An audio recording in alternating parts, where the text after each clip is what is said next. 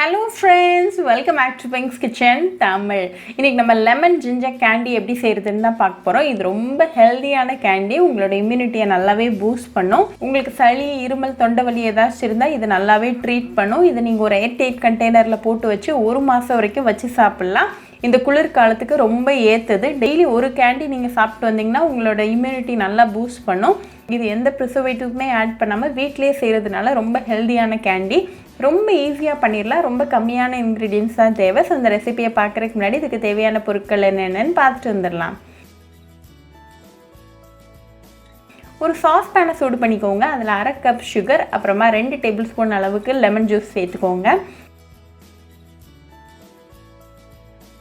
இதை நல்லா மிக்ஸ் பண்ணி விடுங்க. இந்த சுகர் வந்து நல்லா மெல்ட் ஆகிற வரைக்கும் நல்லா கலந்து விட்டுருங்க. ஃப்ளேமை கடைசி வரைக்கும் லோலேயே வச்சுக்கோங்க, இல்லாட்டி உங்கள் கேண்டி வந்து கரிஞ்சிரும்.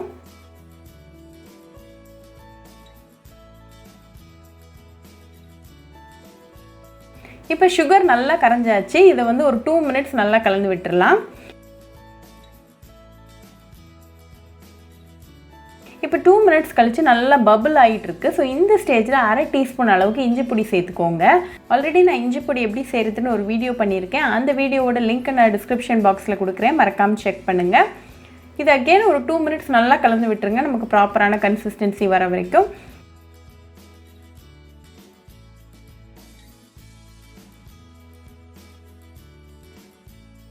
இப்போ 2 மினிட்ஸ் ஆயாச்சு. நமக்கு ப்ராப்பரான கன்சிஸ்டன்சி இருக்கான்னு செக் பண்ணிடலாம்.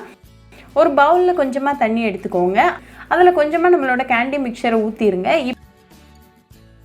இப்போ அது தண்ணியிலேருந்து வெளியில் எடுத்திங்கன்னா அதனால அந்த உருண்டை மாதிரி ஃபார்ம் ஆகணும். இப்போ நமக்கு கரெக்டாக இருக்குது. ஸோ ஃப்ளேம் ஆஃப் பண்ணிடலாம்.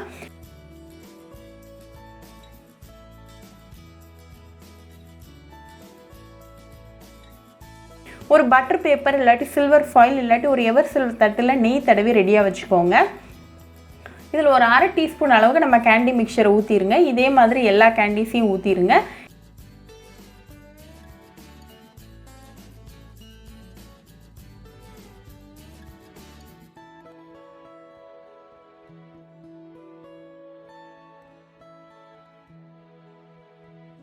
இந்த சைஸ் வந்து நீங்கள் டிசைட் பண்ணிக்கலாம். உங்களுக்கு பிடிச்ச மாதிரி சைஸில் நீங்கள் ஊற்றிக்கலாம்.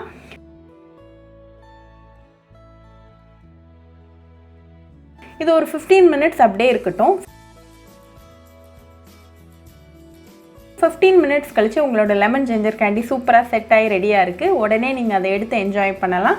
இது நீங்கள் ஒரு ஏர்டைட் கண்டெய்னரில் போட்டு 1 மந்த் வரைக்கும் வச்சு சாப்பிட்லாம். ரொம்பவே easy, healthy, delicious and immunity boost பண்ணக்கூடிய ரெசிபி. ஸோ கண்டிப்பாக இந்த லெமன் ஜிஞ்சர் கேண்டி ரெசிபி உங்கள் வீட்டில் ட்ரை பண்ணி பாருங்கள். ட்ரை பண்ணிவிட்டு எப்படி இருந்துச்சுன்னு எனக்கு கமெண்ட்ஸில் சொல்லுங்கள். ஒரு சூப்பரான ரெசிபியோட உங்களை வந்து பார்க்குற வரைக்கும் பாய் ஃப்ரெண்ட்ஸ்.